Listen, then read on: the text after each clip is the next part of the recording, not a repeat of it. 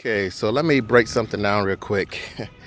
um, there's a discussion between over-the-road drivers.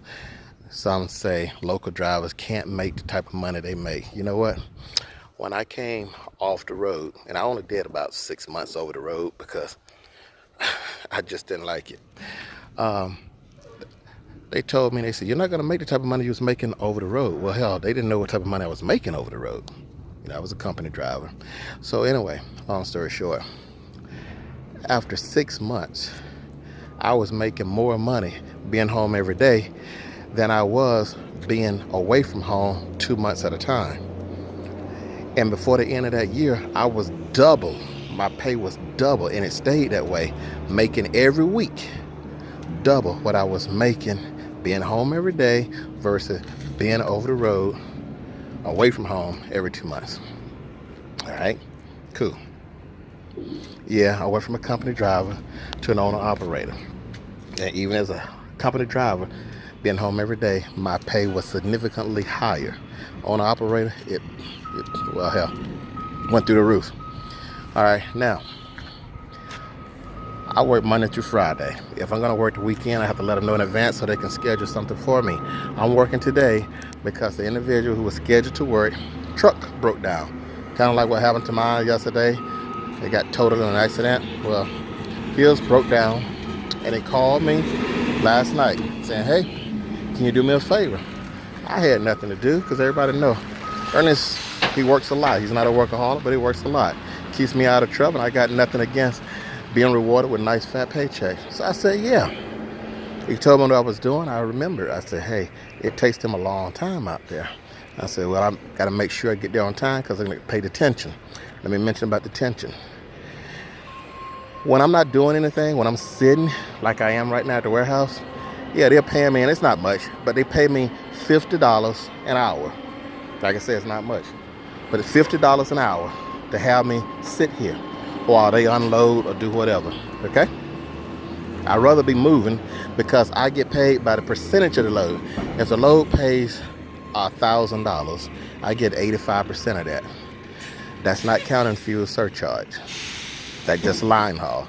So out of 1,000, I get $850, and then whatever the price of fuel is for that week, I get my fuel surcharge. So all in all, I could still pull in almost $1,000 or $1,000. That's why sometimes you guys heard me say, when I work a weekend, I say, hey, I just made $1,000 this day or these 2 days. Okay?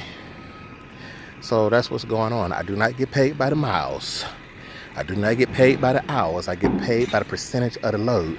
And they tell me before I accept what it will pay, so I can pick and choose. The reason why I don't like doing city work, oh yeah, you can make $150 moving it 2 miles across the city. And if you do 3, 4, 5 of those like those guys do, you're racking up money. You're saving fuel, but you're dealing with all that traffic and congestion and accidents. I don't like cities. Send me over the road, okay? I'm gonna make double what they're making that day. Yeah, I gotta burn fuel. I might burn $200-300 worth of fuel, but I'm gonna make more because it's paying more, and I don't mind that. And that's why I work longer hours, all right? So I'm one of those type of guys. I don't mind going down from St. Louis to McKinney, Texas for a flat $2,600. Costs about $800-900 to get there. The rest of it, that's in the clear.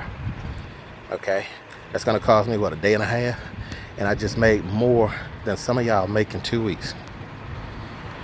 So that's how things work where I am working. And like I said, I've been here since 8 o'clock. Since 8 o'clock this morning, I've been here. All right, I was up at 4. I was on duty at 5. Been here since 8. They have been paying me $50 an hour for sitting while they are unloading. Hard part, trying to keep myself busy. Because if I take a nap and I wake up when they finish, I'm gonna feel like crap. I'm not gonna want to do anything. So I try to keep my mind alert. Okay? So yeah. Now I'm not gonna tell you guys what I make, but I will say this. The largest check I've had in 1 week The largest check I had in 1 week, it actually was $6,000 plus some change. That was for 7 days. What I average, y'all don't need to know. Y'all don't need to know, okay? But I will just say this. If you count this last paycheck, which was yesterday, and every check I've had for the entire month of June, I have netted in the clear over $8,000, and that is from 5 days of work, 6 days of work, 6 days of work.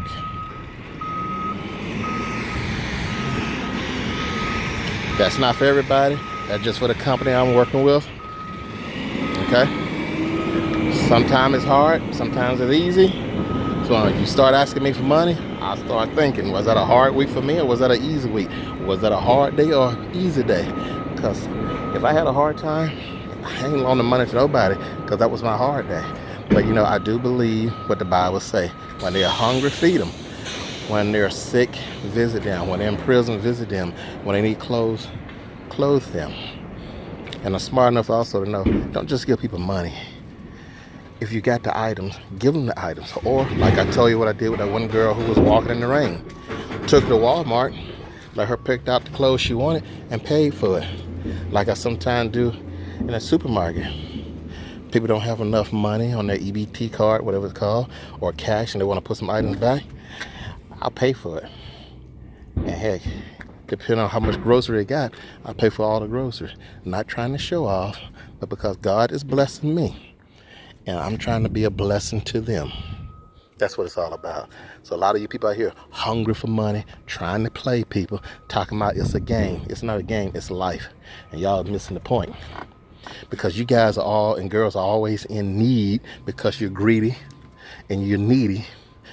But you don't have anything long term. You get money today and it's gone today or it's gone tomorrow. But you got no plans for next week. My bills, all my utilities, right now, as I speak, all my utilities are paid up through August. That's just me. That's just me. So y'all need to stop being greedy and needy. You got all these friends. You call yourself having friends. None of them are invested in you. None of them is helping you make money. There's not a job that exists today that was created solely to put money in your pocket. It was to help whoever created the job to make money. So stop calling yourself a boss when you're really not the boss. And those of you out there selling yourself or whatever for money, where's the long-term investment? You may make $10,000 for 2 months. You may get a nice place with nice stuff, but will you still have that place and that stuff at the end of the year? Or will you lose it because all of a sudden the economy took a dip and the people don't have the money like they used to? The one advantage I got is when the price for commodities goes up, so does the rate that they pay us. See? Because the cost got to get passed on to somebody. Trump got his little tariff war going on, so they're going to raise the price in the supermarket. Well, they got to pay me more in fuel surcharge, and they got to pay more for transporting this stuff. So I get paid more money. It costs $1,000 per month for this vehicle to just sit and not be used. $250 a week if it just sit and not be used. And I have to be mindful of that when I go on vacation. How long do I want to be gone? Because each week, that's $250 I have to pay when it's not being used. All right? So now you know. I'm just doing this video because I'm bored and trying to be busy. Whew. The better ways to make a living, I prefer this one. And don't worry, yeah, I could sit in an office. When I was doing office work, I hit that glass ceiling. I was making $55,000 a year. $55,000, that was good money back then. But I had people over my shoulder because I had supervisors. They looking over my shoulder. They was scrutinizing me because there was only 3 black in the office. We all had college degrees. The majority of the whites in there didn't. So we were being scrutinized over them. We was getting passed over. And I said, shoot, I could go elsewhere and be discriminated against. And a friend dared me to try this, and I did, and I like it because I could be my own boss. I just had to find somebody to find the work for me, so I will have more free time. I still got to do my paperwork, but they find the work, and they tell me how much you're paying. And every now and then, I'll say, hey, I want to go to Texas. I want to go to Atlanta. I want to go to Nebraska, or wherever. Kansas City, Kansas. They will go out of their way to find something to get me there, and they will make sure it's gonna be worthwhile. Oftentimes I may take a load there and bobtail back. Bobtail meaning I come back with nothing attached to me, just the truck itself. I'll be averaging like 12 miles a gallon bobtailing, whereas maybe I was spending 6 or 7 miles a gallon going. Good money. Indianapolis to St. Louis, a flat $3,000 a week. Bobtail over to Indianapolis, pick up a load, bring it back for 5 days. I'll never do that again. It sounds like fun, $3,000 a week. Trust me, it was not worth it. It should have been double that. But you learn from your mistakes, just like a lot of y'all do. Stop trying to upgrade by going after somebody who you think got a lot of money. I know these guys, and they be showing these videos and pictures where they don't pay their child support, where they robbed a bank or whatever, and they got a large sum of money in their hand. And that money is gone within a week. They got debt they gotta pay. But when you ladies see it, y'all instantly go after them. And yeah, you get some of that money, and they get to have you all night or whatever. Now, you don't care that they're struggling to make their child support payment or to pay their rent because you got money. But then that money is gone because a lot of you try to have this extravagant lifestyle, trying to live like the rich and the famous. You go out and buy a pair of pants that cost $200.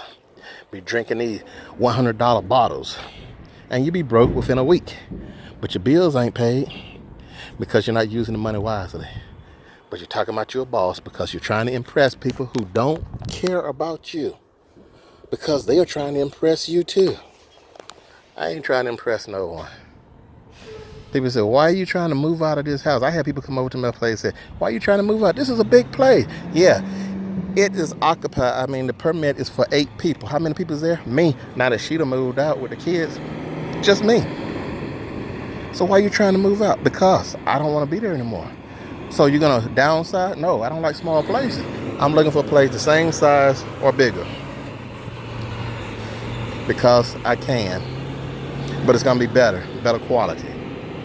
But it's going to be in a safe neighborhood, because I work various hours, and I don't want somebody trying to jack me when I'm leaving my house or coming to my house. You know what I'm saying?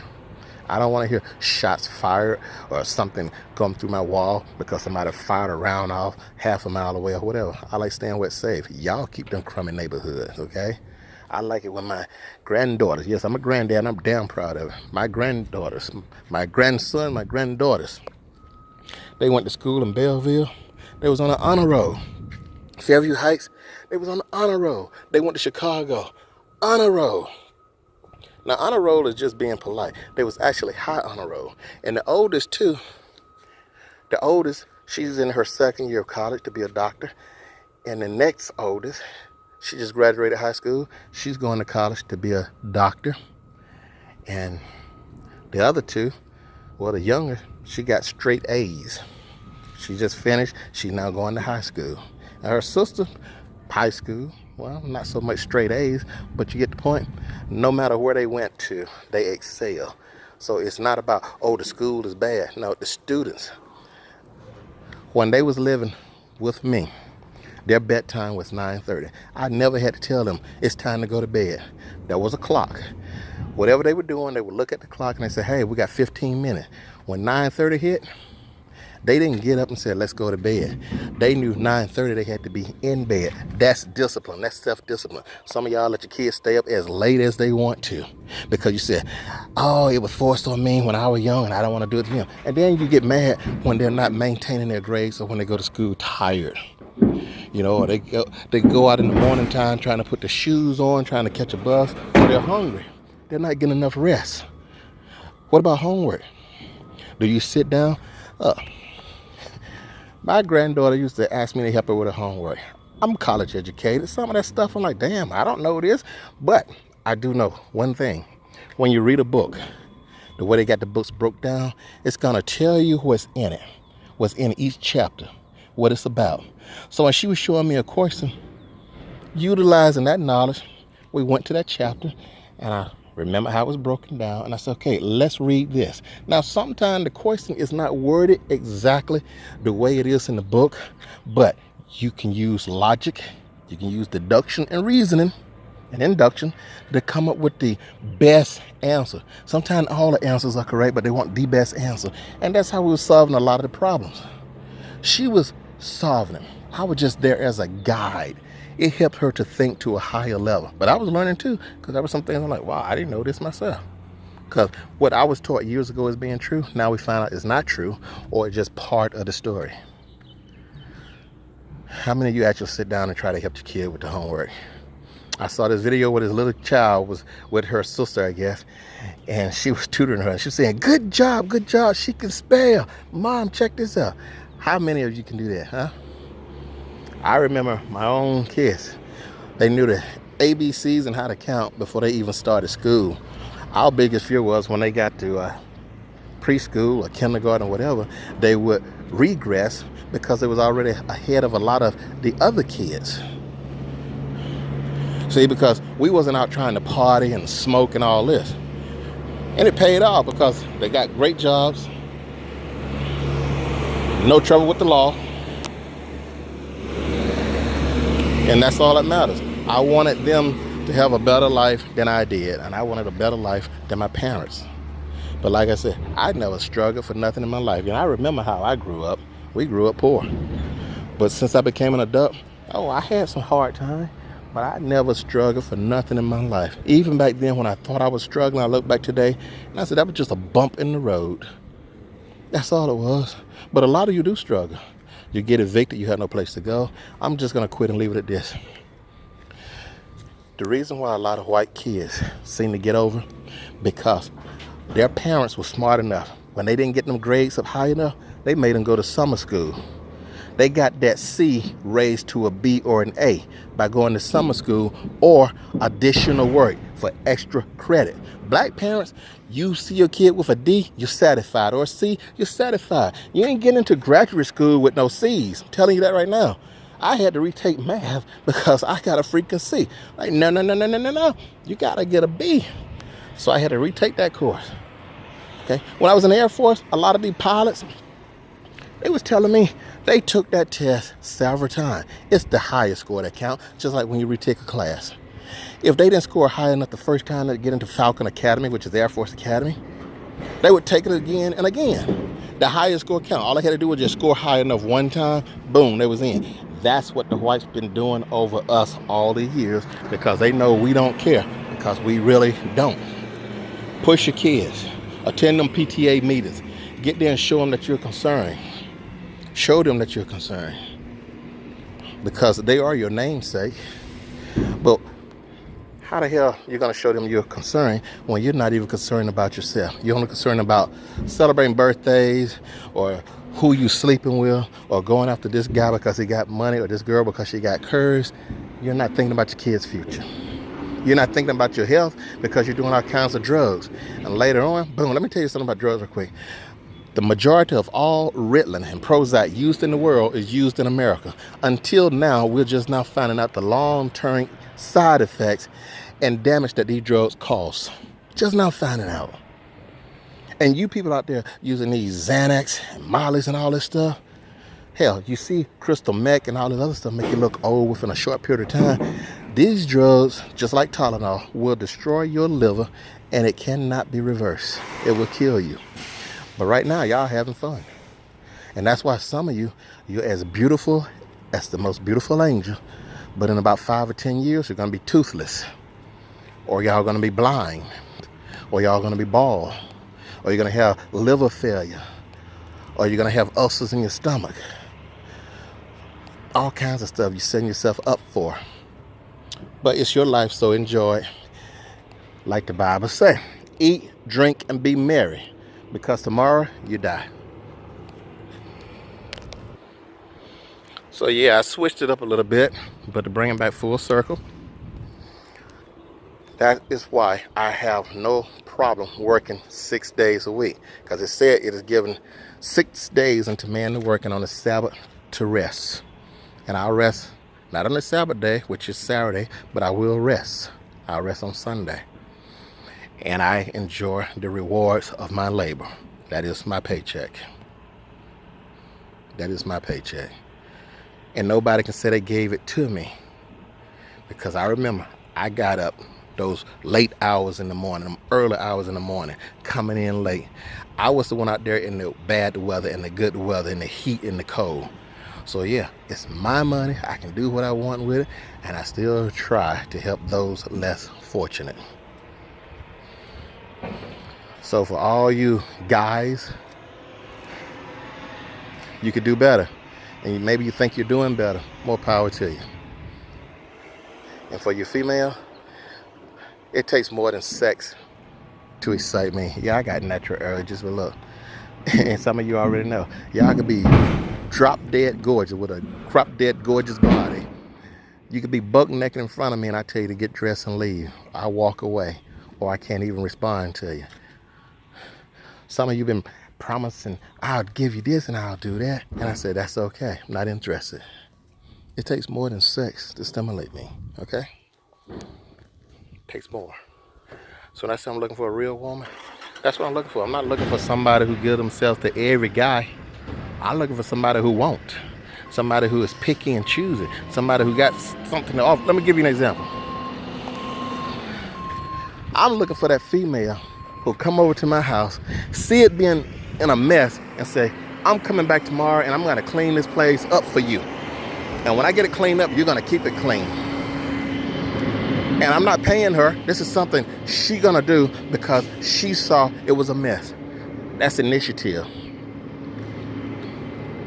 And then she comes over and do it. That's integrity. Those are the females I'm looking for. The ones who say, you know what? I want to start my own business, and I found this building, and here's what I want to do. My daughter was the same way.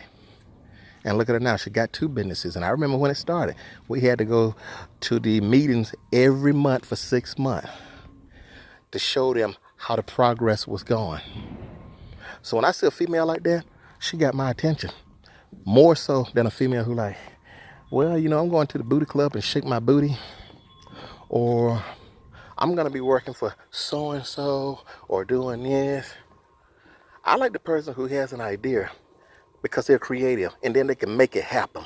Be their own boss. That's a real boss versus a follower. You walk into a place, everybody dressed alike or they all looking alike. Who's in charge? They're all followers. But when you walk in and there's that one person, they're not dressed like everybody else. They look different. That person is a leader because they're marching to the beat of their own drum. Okay? Anyway, getting back to what I was saying earlier. Most of my co-workers, they like city runs. There's less than a handful of us who what they call, they are over the road or long haul drivers. Yeah, we'll push the boundary. We'll go out sometime as far as we can. And if anything goes wrong, just anything, we won't make it back home that day. We'll have to spend overnight. We'll go to Chicago. We'll go to the other side of Kansas City, Kansas. All right. We'll push the envelope. We know we got 11 hours to drive. We might drive actually 5.5 hours one way, hoping everything go okay. But hey, the payoff is worth it. And we can do that because we're home every day. So what if we don't make it home just once in that week? Instead of being home 6 days a week, 7 days a week, we're home 6 days a week. The payoff is worth it. That's a choice. And I enjoy my paycheck and I enjoy what I'm doing. And when I no longer enjoy doing it, I can always go back to the office work or do something else. Like they say, I have no excuse for not being employed because I'm employable. If you got a college degree, and I don't care what it's in, it could be in basket weaving, you're employable. Did you know black females, DEA is the highest paying federal agency. They are really looking to recruit black females, and a lot of y'all are perfect because y'all know about drugs anyway. And they would tell you, we don't care if your college degree is in basket weaving, as long as you got a college degree. A lot of federal jobs are hiring. Get those college degrees. Get them college degrees. Get the benefits. Get the pay. Give up all this partying and trying to be a bad bitch. I don't want no female who calls herself a bitch or a hoe. And when I mess with her, she's going to call herself a lady and she's going to act like a lady. And the only skin that's going to be showing is to me in my home. Let me get out of here. Let me go check on the progress. I think I've talked enough to make that $50 for another hour.